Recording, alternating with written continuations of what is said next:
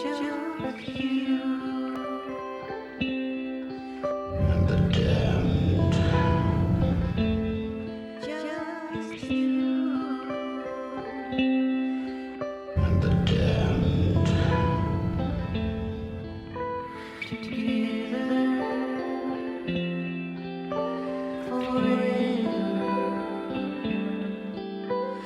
large house made of wood, surrounded by trees. Welcome to Twin Peaks, The Gifted and the Damned. My name's Bubba. You can find me on Twitter at Fit and Trim. That's FITTENTRIM, at Fit and Trim on Twitter. And with me, as always, is the Eagle Scout to my Scoutmaster. It's Mork. Mork, how you doing? Bubba. How can people find you on Twitter? Oh, they can go to Extraordinary, which is extraordinary with an extra W. Before we get to the bit of the book we're going to be covering on today's podcast, Mork. No, I can't wait. We've got a special guest for this week's podcast. If we could get him inside, it's none other than our special podcast guest, Johnny Horn. Johnny, you got to come to the table. We're recording. Got to come in here, buddy. We're recording. Johnny, it's okay. Johnny, come on, man. Johnny. That's a beautiful head of hair. It's okay, Johnny. Listen, I promise you, there's nothing to bang your head about, Johnny. We're going to be talking about Twin Peaks, everybody's favorite television show. We won't be talking about the U.S. presidential election at all. No, Johnny, that's your head, Johnny. I think that he's going to break down your wall. Okay, Johnny, stop that. Stop the door. Come through the door, Johnny, not the wall. We should actually unlock the door. Maybe that's part of the problem. Let's get him in here. Johnny, we do apologize. Now, on today's podcast, Andrew Packard goes camping. Douglas Milford starts spying. UFOs are everywhere. And we end with 3 children disappearing in Ghostwood National Forest. Everybody, this podcast will discuss events from Twin Peaks television show, Fire Walk With Me, the 3 official Twin Peaks books, and the first 141 pages of Mark Frost's new book, pages 66 to 141, which seems like an odd section to cover. No, it's not. But we start in Twin Peaks, and we end on a bit of a cliffhanger of an event in Twin Peaks. And in between, we switch from Twin Peaks and go to the X-Files. A little bit. Yeah, a little bit. Mork, what did you think of this section where so much of it deals with what you would call UFO phenomena? I did not care for it as much as I did the first chunk. And you've read the entire book. I'm reading what you tell me to read and when you tell me to read it. So you are basically the grown-up version of my 4th grade teacher, Mrs. Dixie, who we all loved. I didn't care for it as much, and I think it can basically be the underlying reason, the main reason is going to be all of the UFO mythology I'm into. I love a good probe story. Okay. I'm in! However, it's not necessarily unique to Twin Peaks. And that's what I'm missing. So the first chunk, I mean, okay, yes, it's wonderful that it's, Lewis and Clark and Thomas Jefferson and all these, national historical figures, but these things were happening in Twin Peaks. And a lot of what we read in this chunk didn't really start in Twin Peaks. There's people who are from Twin Peaks who went back to Twin Peaks who were involved in these matters. Right. But they're also pretty similar to a lot of other, UFO Men in Black type stories that we've been aware of through the years. That is definitely true. Now, I said on last week's podcast, the first one we did covering The Secret History of Twin Peaks by Mark Frost, that section was my favorite section of the book. And once again, we're going to kind of start in Twin Peaks and then end in Twin Peaks when we cover this UFO section. Yeah. But the middle section was part of my least favorite part of the books. And partly it's because it's very confusing. So we're going to be going over that. Right. We're also going to be telling some kind of fun stories we have about Twin Peaks before we get into the books. Absolutely. But we always have to start with our prizes, our contest giveaway. We must. Now, what we have, I just want to list all these prizes again. We are going to be giving away a copy of Mark Frost's The Secret History of Twin Peaks book, signed by the author Mark Frost, as well as Twin Peaks Season 3 actress Amy Shields. We're giving that away. Amazing. We're going to be giving away exclusive T-shirts, posters, and coasters that were from David Lynch's Festival of Disruption. This weekend, I picked up a pack of 6 Twin Peaks postcards. It's from an art gallery here in L.A. These are one of only 50 made, these packs. Whoa. We've got a Twin Peaks t-shirt from Snoqualmie Falls in Washington when I was there this summer. We've got so many prizes to give away to our double L's. Double L's? That's what I like to call loyal listeners. And so to prove you're should let Johnny in at some point. Johnny, aren't those good prizes? Amen. Amen, right. That's for sure, Johnny. Now, to be eligible to win, listeners, you've just got to do two things. You've got to go to our Facebook page, facebook.com/double P podcast. The word double, the single letter P, podcast plural. Yep. Facebook.com/double P podcast. Like that page, and then give us a written iTunes review. Mm-hmm. We've only had 3 before this episode. We got 3 more. So literally, these people have a 1 in 6 chance to win. At this rate, there will be, by the time the show is on the air, there will be 12 billion reviews on the iTunes store. Well, we're going to be giving away... We're making good progress, We're giving away a prize in just 2 podcasts in our December 2016. We're going to give away our first prize. So these people are going to have great odds. And then we've got so many prizes. To be honest, we may give away 1 a month until Season 3 premieres on Showtime. Amen. So we had people who entered to win, and I want to go ahead and give it up for some of these in the wonderful, magical kingdom of the UK. We got this great review of Unity. We got this great review from Dooley's Left Leg. It's a 5-star review. It says, "This podcast is not what it seems. It's miles better than the others." Ooh, thank you so much, not Dooley's Left Leg. kilometers better than others. When I saw the Double P Podcast Network had started to cover my favorite TV show from the past, I was naturally excited. Knowing the hosts already from the excellent The Joffrey podcast about Game of Thrones, I expected quality information and, most of all, hilarious content. I was not disappointed. The topics covered in the first 2 episodes and the one mentioned for the future, example, why the killer was revealed, will give listeners more than enough content to get stuck into as we await the new series. The passion the guys have for the show comes across in their excitable voices, and the interviews recordings they did capture some fantastic tidbits about the books and reasons behind it. I can't wait for the next episode. I hope it will really take off and become the cream served on top of the main show. Oh, thank you so much. There's entry number 4. Let's hear entry number 5 from the great island of Australia, Mork. More than Australia. It's also a continent. It's from one Carlos the Bear. Hey, Carlos. Finally, a different kind of Twin Peaks podcast. And this is 5 stars. Oh, my gosh. Thank you so much. Maybe with the exchange rate, it stars, there's more. Who cares? We will take it. We want them. So, Juan Carlos says, "I needed to figure out where the show is going to go after the first episode before reviewing it. The first episode was interesting and funny, and that continues. I have listened to a few of the Twin Peaks podcasts that are out there, and this one appears unique, well thought out, and not formulaic. As a longtime Twin Peaks fan, this show is a welcome addition to my podcast subscriptions." Ooh, thank you. Wow. Thanks, Juan Carlos. And from John Partimer.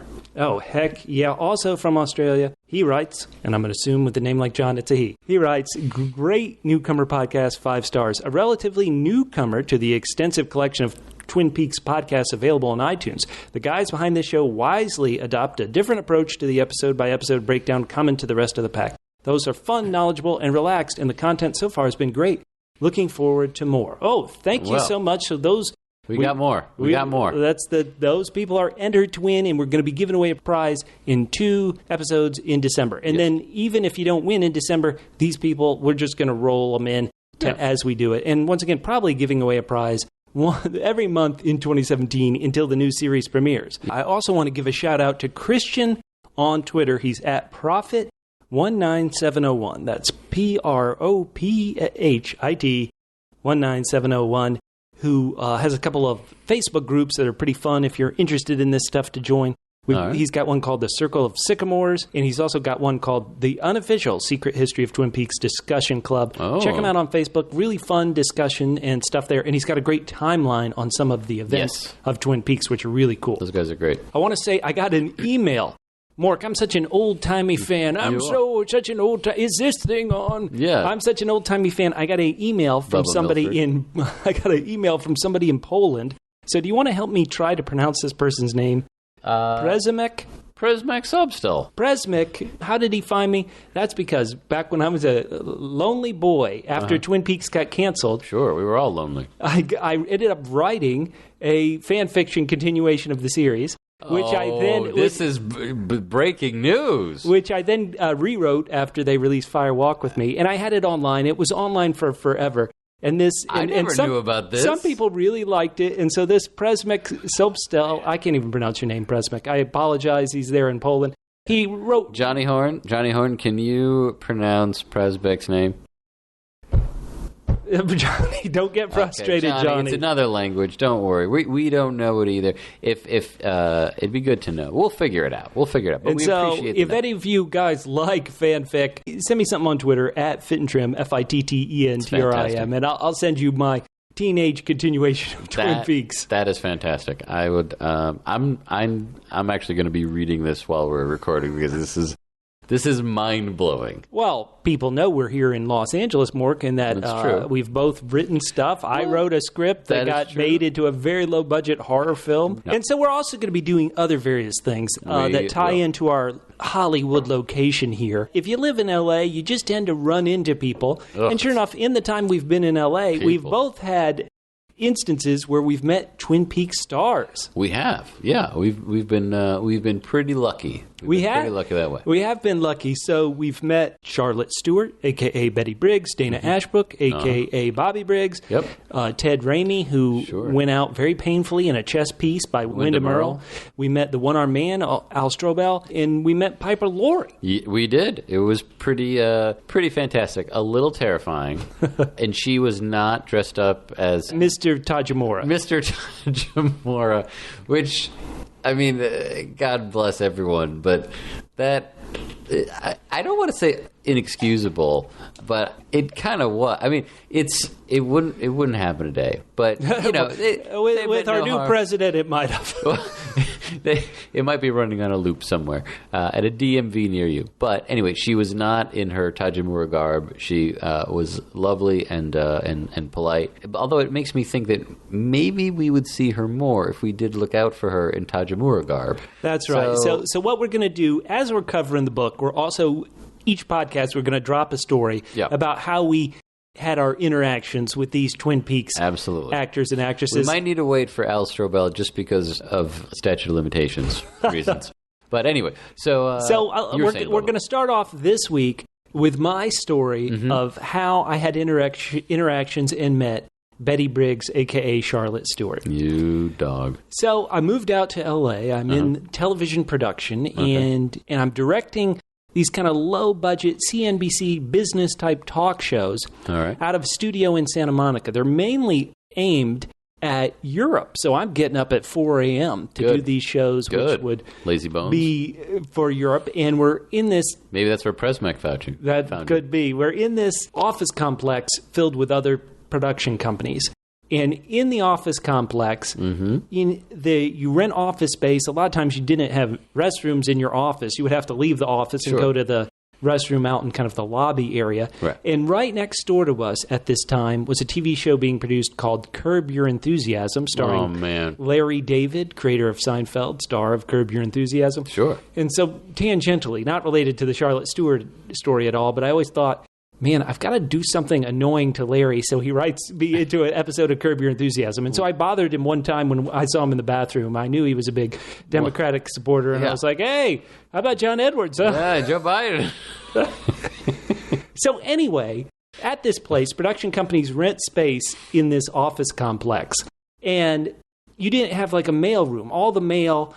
if you had any trouble with parking, any trouble with electricity, lighting, phones, or anything, you'd have... Strangers yelling about John Edwards in the restroom. Right. You would have to go to the kind of the office complex headquarters, which was in the middle of the facilities. Sort of like the Death Star. Right. So you'd go there for mail, you'd go there for various things. And so I'm going in there, and as soon as I had to go there all the time to pick up mail and various things for the company. And I saw this woman, I was like, boy, that woman looks an awful lot like Betty Briggs. She just looked identical to Betty Briggs. But of course, you don't go, this is L.A., there's doubles everywhere. People come up to me all the time and think I'm the actor on Silicon Valley, Zach Woods. People multiple times have come up to me and thought I was Zach Woods and talked to me. So I didn't want to say anything to this woman who worked in the office. But later, one time, we got this call at the office, and it's like, hey, it's me, Charlotte, down here in the office. And I'm suddenly like, okay, wait a minute. She looks identical to Betty Briggs, and her first name is Charlotte, just like the actress is named Charlotte Stewart. I still don't say anything because I'm nervous. Good. I'm nervous, Anyway, because I keep having conversations, interactions with her, one time she calls, It says, hey, it's Charlotte. You guys have some equipment that just arrived. And I just finally break out of my chicken scaredy pantsness. Yeah. And I go, Charlotte, are you Betty Briggs? Oh. And she goes, yes. Fantastic. And so after that, I had huge talks with her about Twin Peaks and how I was such a fan. This was right around the time that Twin Peaks was coming out with the first time they made us buy the DVD Blu-rays of the entire series. Including the pilot. Right. Well, there was one time where it came out where it was just the first season on DVD, and that went okay. Then they came out with one where it was both the first and second season on DVD. So I was working there. I had it mailed to my work. I had Charlotte sign it. Charlotte gave me these great Briggs family Christmas cards where it's a picture of her, Dana Ashbrook, and Don Davis there as the Briggs as Christmas cards. It was great. Amazing. She was the nicest, sweetest person. Yeah. Still, at that moment, looked identical to Betty Briggs. Wow. But then after about 6 months, she got a haircut and did not look identical to Betty Briggs. Did she look like her husband on the show? You mean Major Briggs? Major Briggs? Mork, do you know what tortured... What kind of haircut was this? All right, so then the company I was working for, they went out of business. I've gone to work with somebody else, and so I've never seen her since then. But wonderful woman, one of my first encounters with a Twin Peaks actor. Well, that is fantastic. So we'll be sharing these stories of our interactions at the beginning of all our podcasts, just to give you some true Twin Peaks flavor before we dive into the secret history of Twin Peaks. Do you think you think maybe Larry David was thinking about donating like a big chunk of money to John Edwards, and then you ran into the bathroom and yelled out, John Edwards? I did it. He was like, forget this. Like, you could have changed history. I did change history. You could have changed history. Okay. Oh, Bubba. All right, so let's get into this section. Do it. Page 66 through 141 of The Secret History of Twin Peaks. And in this section, we mentioned it last week, that there are inconsistencies within this book and in what happened on the TV show, what happened in Fire Walk with Me, and what happened in the book itself. And sure enough, there's only one noticeable inconsistency in these pages we're going to go through now. Mm-hmm. And it's a slight spoiler for later, but I just thought I'd say it so people could get ready for these, and hopefully they don't drive people crazy, like I know they have driven some listeners crazy. Yeah, spoiler. And that is, on page 81, Douglas Milford's middle name is stated as James. But later on page 339 of this exact same book, his middle name is listed as Raymond. Switches from James to Raymond. Interesting.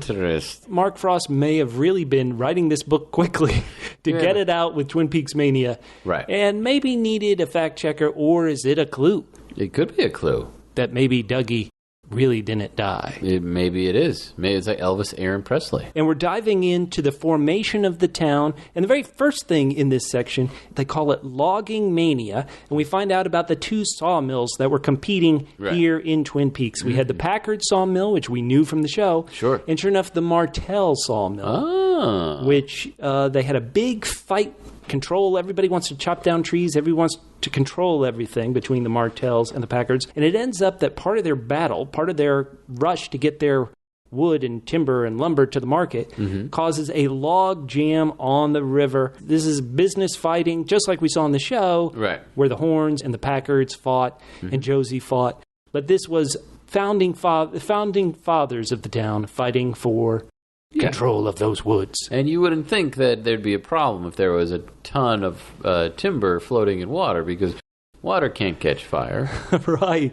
It couldn't, but sure enough, on a infamous warm winter night, when the northern lights spit out colors such as cobalt and vermilion. And what does that make you think of, Mork? The cobalt is, of course, blue, and vermilion is red. Those are said to be not traditionally part of the Aurora's paint box. Red and blue, Dr. Jacoby's glasses are lighting up in the aurora of the sky. And sure enough, a lightning bolt, which is later going to pay off with Andrew Packard's story of his camping trip, a lightning bolt lights up the forest, sets all these trees jamming the river on fire, and the fire lasted for 7 days and 7 nights. 7 days. That's a biblical length of time. It is a biblical length of time. Yeah. And everybody's saying, well, what could have caused this lightning strike? Some people believe it was a medicine man's curse. What could it have been? What is it supernatural, or are people coming up with a reason as to why they would be so cursed with this tragedy so early in the town's history in February of 1902. Or could it have been one of the earlier attempts of industrial sabotage, which we've seen a little bit on this show. The show specialized in industrial sabotage. Yes. Only normal. And arson, sure enough. Yeah. So it could be anything. We know that some people thought it might have been a curse because, once again, this land was stolen from the Nez Perce. Yep. So who's to say? So that sets up the forming of the town, which leads into our next section. If you have a town, you got to have a newspaper. You got to have the Twin Peaks Gazette. And so we're jumping. That fire was in February of 1902. Now 25 years later. 25 years later. This is a pattern that the show likes to play with. So 25 years later, we're jumping to May of 1927, May 14th. We get to Andrew Packard's scout trip. And I was joking about this earlier, Mork, with you, but Twin Peaks Gazette, it is only 15 cents. But back then, in 1927, 15 cents might have been some money. Couldn't you have gone online and just read it for free? Well, I would have wanted to if I paid 15 cents. And pretty much the whole paper is given over to a 16-year-old story about his camping trip. I'd be like, where's the news? Is he 16 or is he? I thought he was a little younger. No. He's 16. According to the article, he's 16 years old, still in the Scouts. And we get this rather strange camping trip. I want to say that Mark Frost wrote this. And just as Mork and I have various kind of phrases that we use, verbal garbage, I would say that I always say so. So, as a transition, I'm something like, so. Yeah. Mark Frost may have some phrases himself. Here in the very first page of the camping trip story by Andrew Packard, Andrew writes, not too warm during the day, cool but not too cold during the night. Which, of course, made me think of the line Mark Frost wrote in the second season premiere where Cooper's been shot and he's going, I want to lay in the grass. Not too cool grass. Is he just repeating certain phrases? Maybe he is. Maybe Cooper had read this article on his way into town. Doing research. He's like, I got to read about that scout trip. He's got to read about the scout trip. Who knows what could have happened? This section of the section that we're chatting about this evening is my favorite because you have allusions to a larger mythology, but it revolves around characters that we know of or will be affected by throughout not just the old show, but potentially the new show. I was into this. It was a lot of fun. It towed the line in a lot of ways. It was sort of a microcosm of what a lot of Twin Peaks is, or in terms of you have like the very wholesome, good-naturedness stories of Americana, and then something really weird and kind of scary happens. Yeah. Before we get into those scary events, Mork, because this is written from Andrew Packard, what did you think of Andrew Packard's character there in the second season of the TV show? Did you like Andrew Packard, his kind of haughty attitude? Yeah, I didn't love him, and he's somebody who has a lot of importance on the show just because of Josie. Right, he was an important character before he even appeared on the show. Exactly. His character was. Right.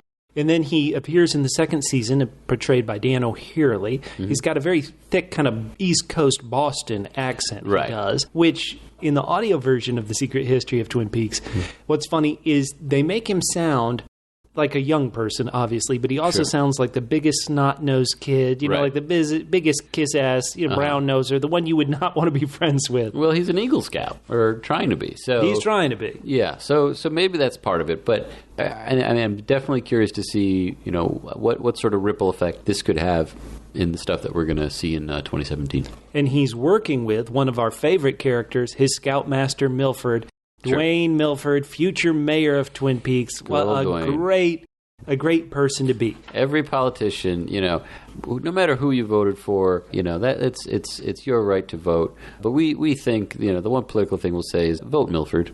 If all politicians were like Milford, then we'd be in the 31st century. Anyway, so go for it. I was going to say that this story takes its turn the way a lot of stories like to. Suddenly, the compass starts reacting oddly. This is right around the time they're reaching an area which we would assume is Glastonbury Grove, which hasn't been given this name yet. Yeah. When he's out there, they hear this particular whistling.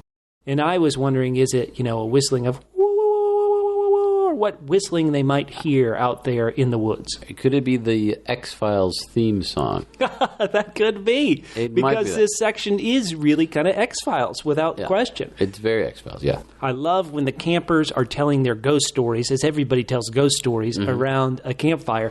Theirs involves owl caves and a one-armed stranger. Yeah. Mike, way to scare these poor kids. Al Strobel, what are you doing here in the woods with these people? And so just as 25 years earlier, that lightning strike lit the forest ablaze and it burned for 7 days and 7 nights, there is another lightning strike, and this is one that Andrew Packard sees himself, and when he sees it, he believes he has a vision of a giant. Yeah.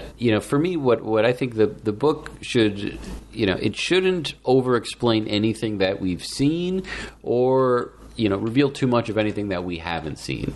And so this is still sort of right in line with the amount of, we know about the giant, we know about the Lemurians, we know there's a giant in the previous section, with all the Celtic runes and, all of that stuff. So this is right in line, and it feels great. And there's a little bit of, potentially with the Scoutmaster sexual malfeasance, which, we will never, ever take issue with in the story, not in real life, obviously. Right. So this is spooky stuff. Kid out, he sees a lightning strike, he sees a giant. This would freak any kid out. They come outside of the tent and the next morning, and they find a giant footprint. Now, what's interesting is this giant wasn't wearing shoes like he has been known to on the TV show. The giant we know, dapperly dressed. He's got a bow tie. He's very, very dressed to the nines. He's wearing shoes, but sure enough, they go outside, and they see a footprint that doesn't have any shoes. And that's the end of the story that's allowed to be printed in the paper. Yes. They, even back in the early 20s, or even the late 20s, and maybe it's because of this, what was going on with the stock market, there was censorship going on, people, even back then. First Amendment rights, So there's a little section that somehow the archivist got a hold of. The archivist had a hold of, and knew Packard well enough to know what his signature looked like. Yeah, that's something that Agent TP makes note of. Right. Is so, once again, if this book has its own puzzles for you to solve, we're not going to go past page 141, but if you're trying to find out who the archivist is, they recognized Andrew Packard's signature, so you assume it's somebody from Twin Peaks, somebody who would have known him well enough. Now, Bubba, I know that you were a child notary, so signatures are your speciality. Okay. Did your signature change at all from the time that you were 16 until today? Probably not too much. There's still things I do. Like I still make my first initials the same. The cursive looks the same. All right. Yeah, because, it's... All right, I'm just curious. All right, so now TP and the archivist both make notes about Bigfoot. This is an area known for Bigfoot out in those woods. Is the book trying to point us towards Bigfoot? I think the archivist isn't even trying that. I think because we've seen the show, we hear giant, and we think of the giant from Cooper's visions. And so we don't know what to think, but the story, once again, apparently goes deeper. The Twin Peaks Gazette would only publish so many things. And just as a reminder, in the show, the giant had always been a somewhat benevolent presence. Well, yeah, that's a great point. People have questions about the giant's role in everything, but he seemed to be helping Cooper a lot. Yeah. He would give Cooper clues. Yeah, he was giving Cooper clues. He was giving Cooper warnings. It's happening again. Of course, a little late at that point. But it is in the book so far, it's not really clear. It's presented as much more of an unknown mystery, much more of a potentially threatening presence. So I'm curious to see how that plays out as we read more of the book. For sure. We find out in Andrew Packard's extended version of what happened on that scout camping trip that something happened before they even went scouting, which caused a fallout between the Milford brothers. The Milford brothers we saw on the show. I've listened to some podcasts where they were like, boy, I really dislike the Milford brothers fighting, and I thought that was so silly. I actually loved it when I saw it. I loved the mayor all the time, Mayor Milford all the time. So the fact that he would have this antagonistic relationship with his brother, I actually liked it a lot. And the book is trying to present what started that antagonistic relationship, and that is that it seems that Douglas Milford, about 6 months before, in November of 1926, he had gone out into these same woods, and he had also seen a giant, and he had seen something he described as a walking owl. Aha. And then, of course, he became a drunk and started fooling around with girls, sinning and not becoming a scout. And so his brother was like, hell no. Well, what I found from this section of books was if you want to learn anything about UFOs and see what's really going on behind the curtain in this country, is you got to start drinking and getting shot down by girls. Well, wait a minute. Andrew Packard wasn't drinking, and he saw a UFO. He saw possibly Bigfoot or the giant. Well, that's true, but our boy had some interesting adventures over the ensuing years. Oh, that's right. Right. Outside of our fair city. I want to point out that in our last podcast, I mentioned the inconsistency where Gordon Cole in the book describes Twin Peaks as in northwest Washington State. Here later in Andrew's thing, it's correctly pointed out that Twin Peaks is in eastern Washington. So here the book is contradicting itself again, and that's it. So we've seen Andrew Packard has seen some scary stuff. Apparently Doug Milford has seen a lot of scary stuff. Mm-hmm. It's setting up that groundwork, and it's once again set in Twin Peaks. Yeah. So it's probably natural to love it, natural to be interested in it. Yeah. But then the next section of the book, this big section about UFOs in the books, we focus in on Douglas Milford. Now, Dougie Milford did not last long on the show. Well, no, but he certainly, had earned his spurs by the time we get to him. And this is, and I don't want to repeat myself, but I think part of also the show, there's certainly a ground zero aspect to, from a supernatural sense and also from a real world sense. And a lot of what we read about Milford's adventures, we talk about Roswell, we talk about places that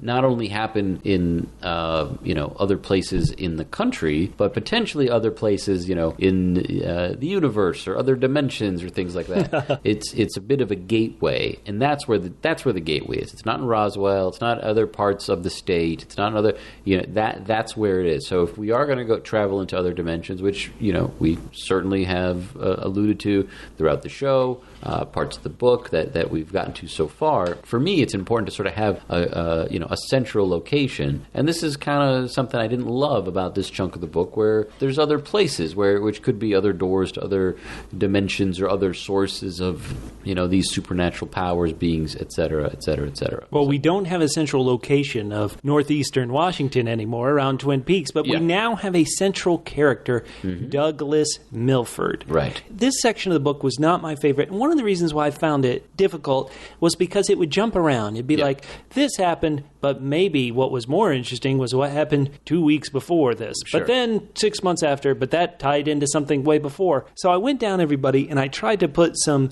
order to this confusing chronology of this section of the book. So let's just get through it. So we're going to go to 1942. In 1942, the government seized land, which they had settled the Nez Perce and many native tribes in, but they seized that land from them to build the Hanford Engineering Company, a.k.a. a nuclear power plant, build nuclear weapons, and they moved the native tribes to a nearby farm, it's described. Did they not see Poltergeist? No, they did not see Poltergeist. Big mistake. Bad problem. On May 26, 1945, so 3 years after that, a guy named Fred Chrisman, he claims to have met Lemurians in Burma.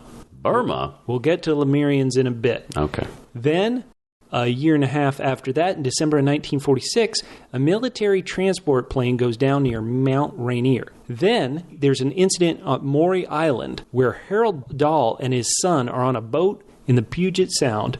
6 donut-shaped ships drop an object out into the ocean and, sure enough, onto their boat. And Dahl's son gets burned by one of these objects, and Chrisman gets one of the fragments that was dropped from these 6 disc ships.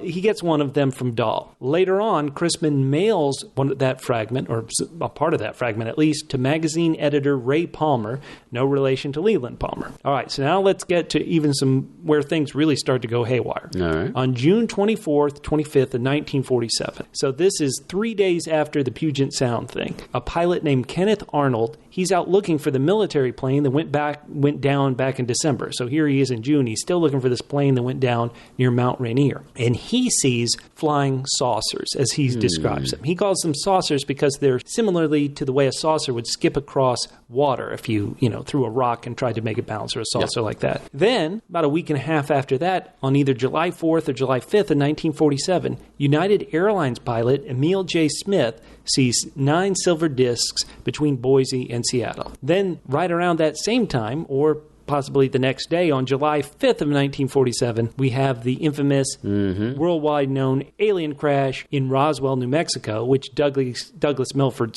sees and spies on the recovery efforts for. 7 days after that, Dougie has apparently already been co-opted into the group that's going to fight the reveals about the aliens getting out. So he and somebody named Nathan interview Kenneth Arnold about what he saw. And they believe that Arnold is telling the truth. We go to July 30th of 1947. After being paid $200 by Ray Palmer, the magazine writer, Kenneth Arnold, the guy who saw these discs, he met with Chrisman and Harold Dahl in Tacoma about the Maury Island incident. They decide to loop in Douglas Milford and Nathan to the discussion. But then, because they try to loop him in, Douglas Milford becomes a real bad mofo. Ooh. He scares Dahl into shutting up, and he takes his son. What? The next day, Arnold meets with Emil J. Smith, Chrisman, Milford, Nathan, and 2 new military officers, Captain Davidson and Lieutenant Brown. And they go over all these incidents and the famous fragments. The plane which is carrying Davidson and Brown back to their base, the B-25, with these fragments, crashes. About approximately the same time, Arnold is flying home to Boise, and he becomes, almost like Leland, he becomes possessed, and he almost crashes his own plane. Whoa. Then we get to September 4th of 1947 at 7:30 p.m. An Air Force captain, even is written one way as a captain, but later revealed to be Lieutenant Dan Lerman. He sees and pursues silvery white flying discs in Twin Peaks, near Twin Peaks. And Twin Peaks retired mill worker, Einar Jennings, a.k.a. Hank's grandfather, sees these flying things. Then 4 days later, Douglas Milford goes to investigate this, and sure enough, he sees flying discs in Twin Peaks, and 3 children disappear. Go to the next year, Kenneth Arnold's written piece about all these incidents appears in Fate magazine, and also Milford visits the magazine writer Ray Palmer, and he steals the cigar box with the fragments. Then we get to 1949. The Hanford nuclear site releases uranium into the environment and didn't warn the Nez Perce living nearby on the farm. A whole lot of craziness. Oh my goodness. Which, and just, we sort of jumped over it, but when he was at Roswell, Milford is questioned. Oh, yeah. He's interrogated, and at the end of it, and he basically joins up with the Men in Black or the Air Force or whoever. And one of the reasons why is at the end of his interview, he plays it so cool and so calm throughout, and then he says, oh, by the way, this isn't the first time I've seen something like this. So he gives a big hint as well. So possibly this could be alluding back to the camping trip. It's not 100% clear, at least to me, what he was talking about exactly. But there is a history here that even when the first time we're sort of putting these people in these interesting places, there's still a history that precedes that we don't know everything about. I don't think it's ever directly said, but it even feels like Milford was placed in Roswell because something like this might happen. It's almost like he's under investigation himself. Yeah. No, there's a lot of interesting stuff, and so there's nothing that's not fun or entertaining, and in some parts actually pretty funny about this chunk of the book. And we guys we hope you guys enjoy reading it. It's just I'm not sure exactly how it's going to tie back into what we know of the world that is Twin Peaks, which is very much based on a specific place. And I think what I love about the show and the other parts of the book, particularly the first section when you talk about the Nez Perce and Lewis and Clark or Lewis primarily, is it's the sense that what we saw in the original show was inevitable based on all of the things that had preceded it. But that was just sort of a milepost, and we're going to see more over the next year, 2 years. I mean, I would say that Agent TP makes a specific note that she doesn't believe this UFO mumbo jumbo. Do you believe it, Mork? Does the book want us to believe it? Well, the book is very. Does the archivist want us to believe it? How about that? They're very. I think they're very neutral. But you called TP a she, and that's based on, at this point. Is that based on only the audiobook? Yeah, sorry. Yeah. Okay. No, I'm just curious because I didn't see anything in this chunk of the book that revealed whether or not she had a I don't know, whatever. The point is, no, I was. There's a lot of short declarative sentences, Mork. That's my specialty, Bubba. No, that's why I'm here. That's why I'm here. So, Mork, I want to point out that you're mentioning again that I said on last week's episode that the voice on the audio version of The Secret History of Twin Peaks, the voice of TP is a female's voice. Mm-hmm. I want to give a shout out to the actor who reads Douglas Milford's voice. Do it. And mainly because I remember the character on the second season of the TV show, his brief appearances. He was such a kind of salty, crusty, hey, I'm going to screw this girl a third my age and have, maybe more than a third my age, Lana Milford. I'm going to have such fun with her. The fact that when you hear his voice on the audiobook in that interview where he's trying to talk about the UFO and the cleanup of the crash and that kind of stuff, but at the same time he's like, hey, you got a cigarette, buddy? I really like that a lot. Yeah, no, and I've yet to. So you're ahead of me not only in this book, but you've also listened to it. I have not. So you're our test subject. I am the test subject. I'm wired. I'm shocked repeatedly, literally and figuratively throughout these recording these podcasts. It hurts a little bit, but it's always worth it. Okay, I want to get to the Lemurians, which we mentioned that Fred Chrisman, who we find out may have been working for the CIA the whole time, he claims to have discovered them or found out about them in May 26th of 1945. Hate to cut you off there, but just to tie it back, I don't. That's why I'm here. Let's just jump back to last week's chunk and also the episode, is we have also the Freemason versus the Illuminati. Right. So is it possible that the CIA or the FBI or there is some gigantic government bureaucracy that is aligned with one of these factions versus the other? Oh, yeah. Okay. All right. Well, problem solved. Keep going. Well, the Lemurians, let's talk about this. Why did the Lemurians come up? They certainly have never been a part of Twin Peaks lore before. But it turns out that if you read certain books on David Lynch, the Lemurians have a tie between him and Frost. And Lynch, in a book, he has a quote where he says, the Lemurians was a thing Mark Frost and I were going to do as a TV show. It was based on the continent of Lemuria, which was fictitiously thought of as a very evil continent. Oh, sure. It was sunk like way... Australia? Right. It was sunk way before Atlantis even rose, sunk because they were so evil. And apparently on his show, it was going to be Jacques Cousteau inadvertently moved a rock very early in his travels. And part of it was Jacques had to move that rock. A lot of poems in it. Part of the lore surrounding the leaking Lemurian essence at the bottom of the Pacific Oceans. And the essence is leaking, and it's becoming a threat to goodness in the world. Wow. Huh? And it's a comedy. Yeah, that's what apparently it was. He also described it, some people have described it as it was about investigators trying to track down extraterrestrials who were the descendants of Lemurians. And what they would do is they'd put an ad in the newspaper and ask people to draw eyes and ears on a face. And if these lines that these people drew were too straight or something, that meant they were obviously a Lemurian. So basically, those how to draw tests in the back of the turtle books and the pirate, right? Were make what was it, $10 a drawing or something like that? Yeah. So basically, that was just a test to see if you're an alien. Oh, without question. Obvious. And let's say, aren't we glad we got the show Twin Peaks as opposed to the show The Lemurians from Frost and Lynch? Well, if the new Twin Peaks goes well, who knows? They might get a little cocky and bring this one back. They sure could. Not. Well, that's possible. All right, so just continuing on, the archivist is telling us all this stuff. It's paranoia. It is a lot like the X-Files, the Men in Black. So one of the things that happens is that there's this whole big thing. It's almost also a political thriller where it's like that conversation you had, somebody leaked it word for word to me. You've got to be careful, and you've got to get rid of these fragments. Sure.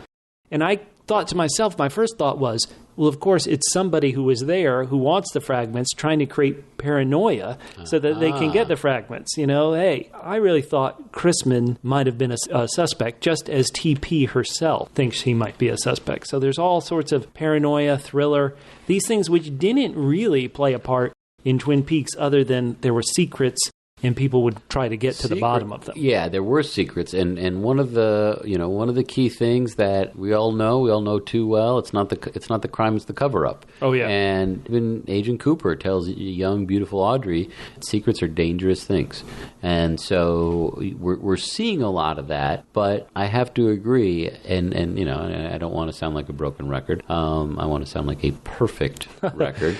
Sure, but.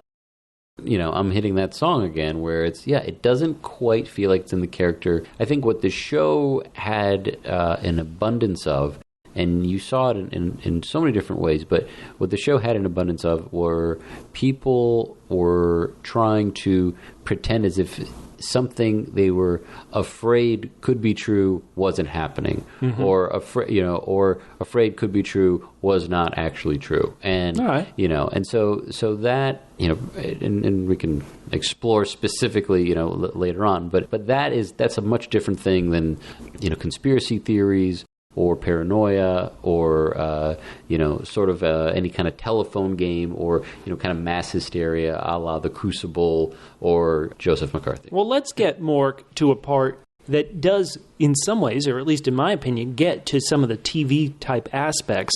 And that is once again, we had the B-25, which was carrying some of these fragments with officers Davidson and Brown, Captain Davidson and Lieutenant Brown. It crashes. And then suddenly, sure enough, Arnold himself believes that somehow maybe he was possessed and he was going to cause his own plane to crash. It made me think of Leland, when he has Bob in him, decides to kill him. Right. Like Bob is trying to kill Leland as if to prevent himself from being trapped almost. Yeah.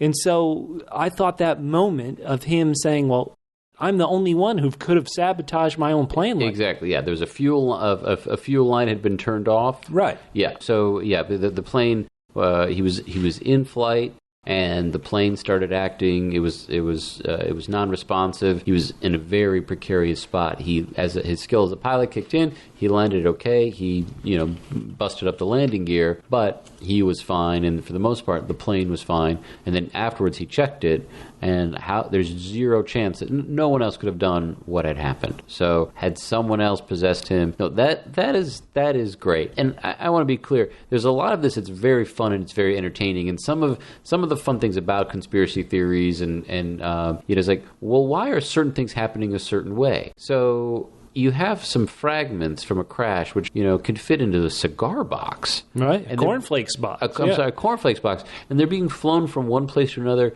in a B-25. And, they're not flying across the Atlantic Ocean. They're not flying across the Pacific Ocean. Right. They're flying basically from Nevada to Washington. They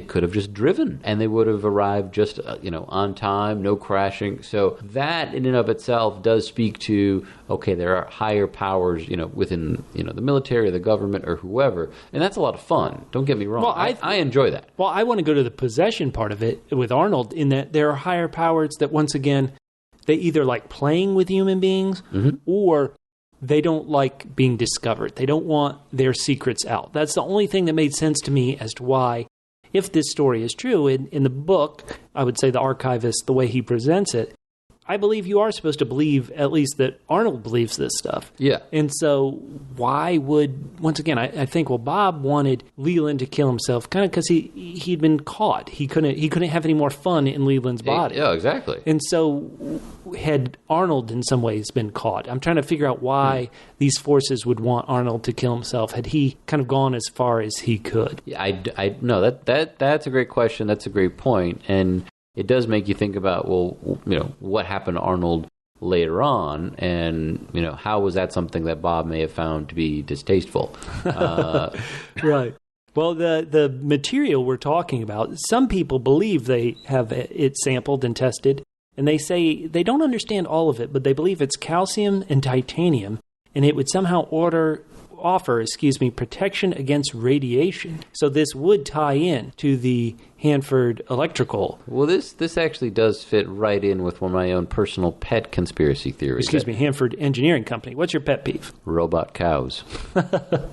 Listen, you got to get that vitamin D somehow. Somehow, titanium robots can still lactate. It is interesting, and it does also, and one of the things that, just to touch on what you were saying earlier, is as far as fuel line and Bob wanting to, switch hosts.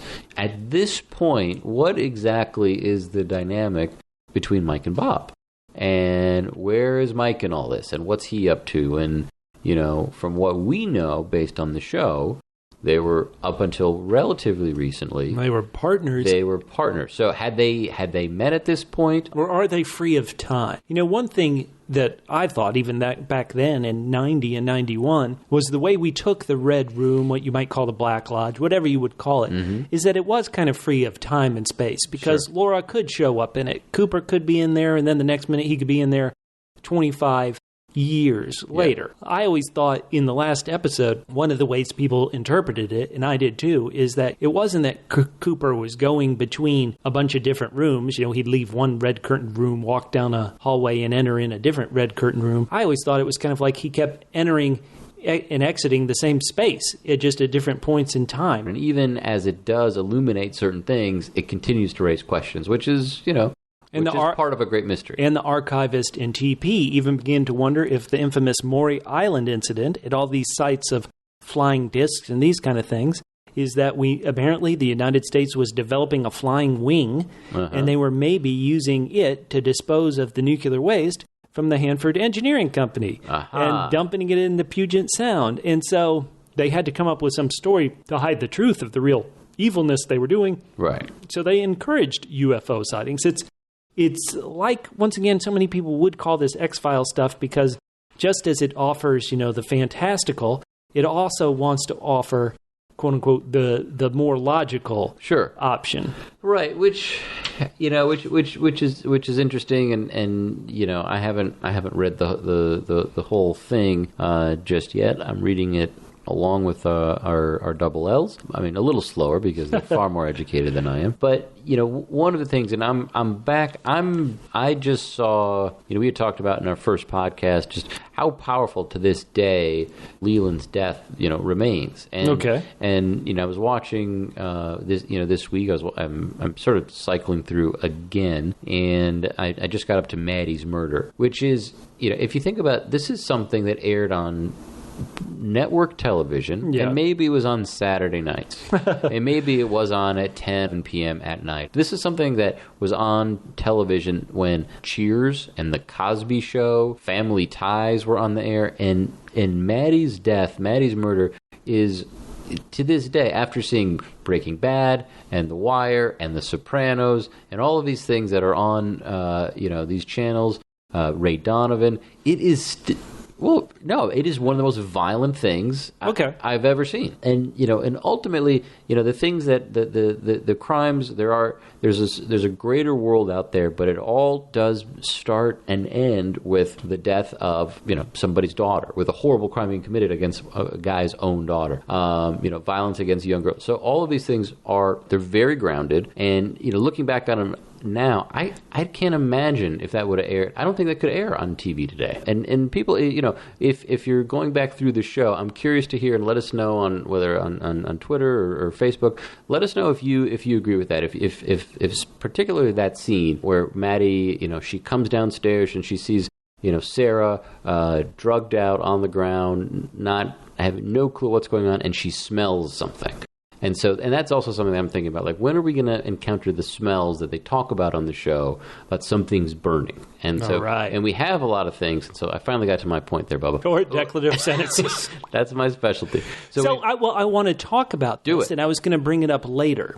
Okay. But one of the things that happened, Mork, in these instances you're talking about, whether specifically Maddie's death, but a lot of times in these instances where there's the strange phenomenon, the giant showing up, what always happens then? There's kind of like a bright light, a spotlight, to be honest, on the show's first sense, but a bright light suddenly starts hitting everything. Sure. And later, when we get to the disappearance of these 3 kids, there's this bright light source hitting the 3 kids. And it's like, where is this coming from? What is this? And it reminds me so much of that moment about how in Maddie's death, there's this spotlight, which in some ways is just an effect to kind of take it so unnatural and to let us know, hey, something odd is going on. But that bright light, which is so much of UFO lore, this bright light coming down and hitting you. Well, what you who's to say? Well, and what you were saying just a minute ago about a place with no time or time standing still, a bright light could also just sort of be, a lightning bolt that's coming down very, very, very, very slowly because time has stopped or something like that. So these, that's what's happening in the course of. We're just making this up. We don't know, but this is. It's sort of fun to there's all conjecture, but it's fun to conjecturize. Is that a word? No, I don't know. It is probably not anymore. Conjecturize. Hashtag conjecturize. But in the time that it takes for a lightning bolt to hit the ground is something so awful can really happen, and that's a powerful thing. All right. So before we get to those 3 kids disappearing, though, a couple of days before, there's yet another sighting this time in our favorite city of Twin Peaks. Ooh. And I mentioned earlier it's by Einar Jennings. Hank's no good grandpa. Look. Boy, families in Twin Peaks, you kind of get stuck. No, you don't. They don't really change. You get stuck in one position and you're there forever. If you're the, drunk, no good family, no good Jennings, then you're going to be the no good Jennings for many generations. I do wonder if, is Hank better or worse, do you think, than Grandpa? Oh, there was nothing against Grandpa. Hey, he's taking off early. He wants to have a couple beers. What's the problem there? I don't think there's a problem at all. Now, in the story here in the Twin Peaks Gazette, we have jumped up to where now the Twin Peaks Gazette costs 35 cents. Inflation. Thanks a lot, Roosevelt. Thank you, Roosevelt. Absolutely. So we're up to 1947 again, and we find out, as we're reading this, we find out about a new character, sure enough, Robert Jacoby, Dr. Lawrence Jacoby's older brother. And here in the book, it looks like they have a picture of the actor in his younger self. I would say that's a very young Rust Hamlin, if that is. Yeah, it looks pre-West Side Story young.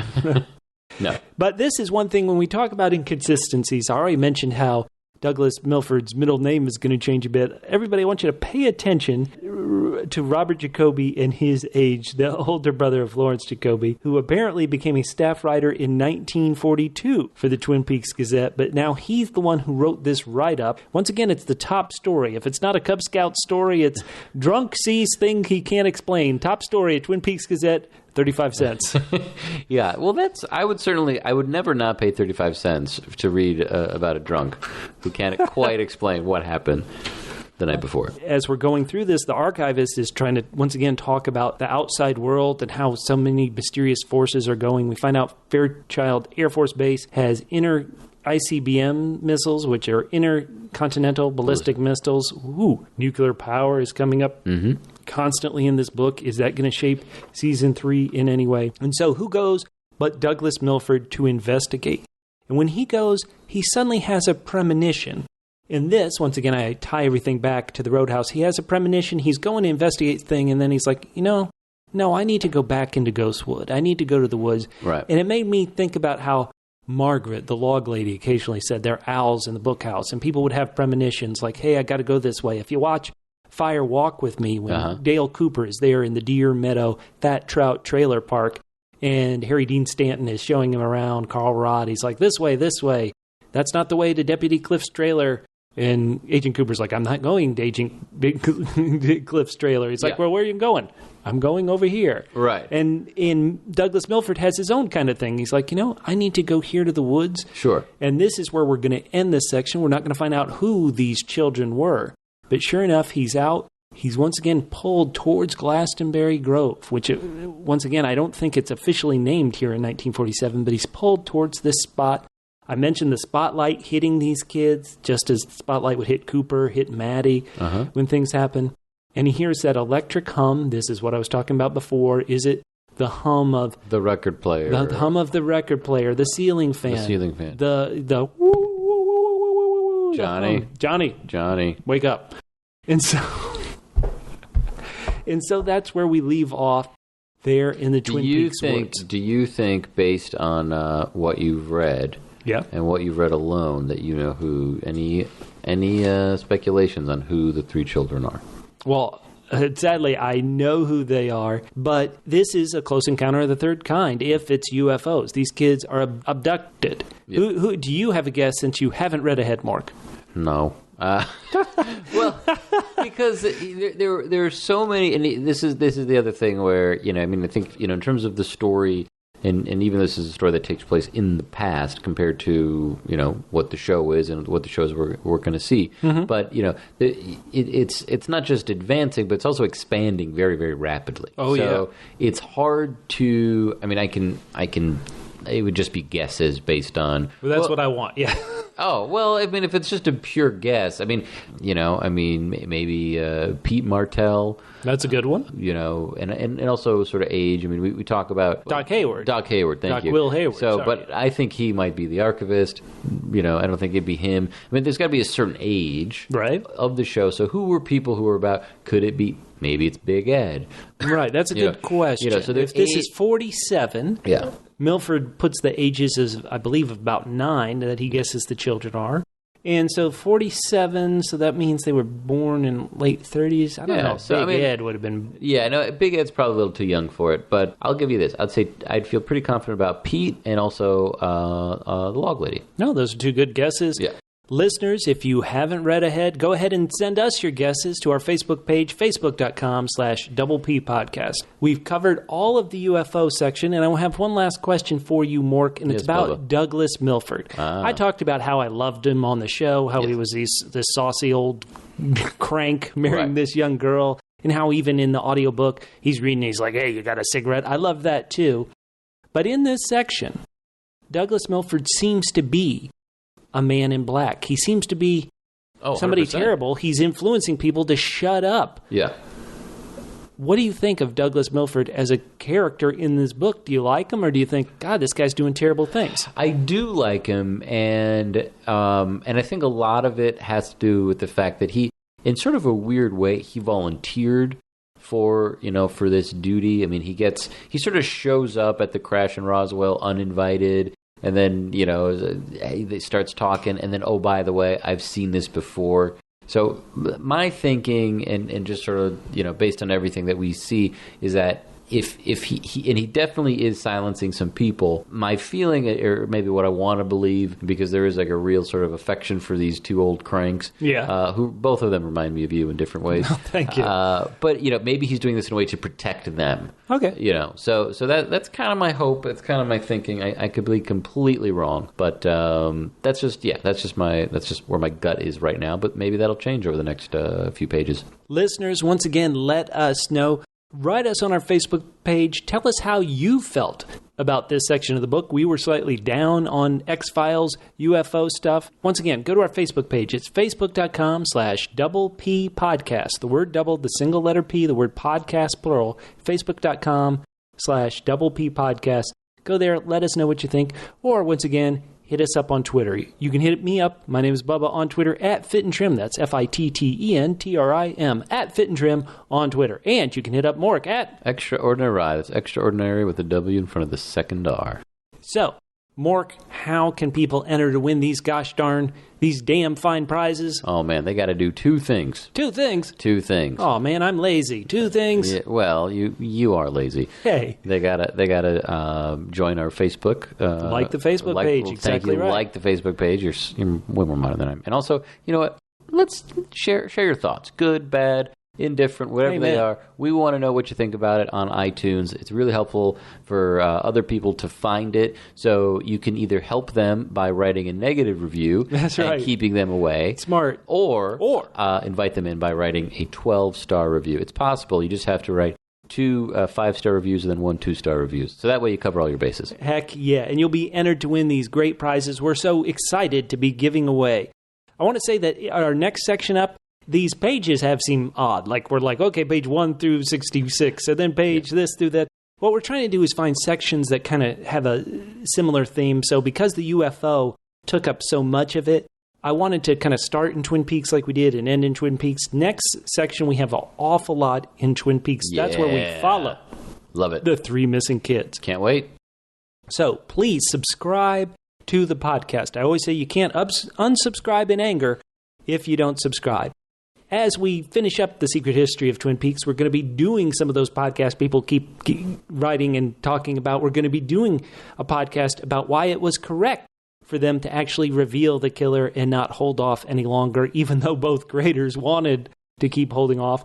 We're also going to do one where we talk about why Twin Peaks has to accept the mantle and the category of soap opera. So many people want to name it a murder mystery or a noir thriller or all these things. We 100%. Want it to, not be ashamed of saying it was a soap opera. Mm-hmm. And if you guys have any subjects you want us to tackle, once again, write to our Facebook page. Let us know. We will tackle them pro or con. We'll do it in a way that'll make you want to unsubscribe, but only if you subscribed. It's only fair. For Johnny Horn.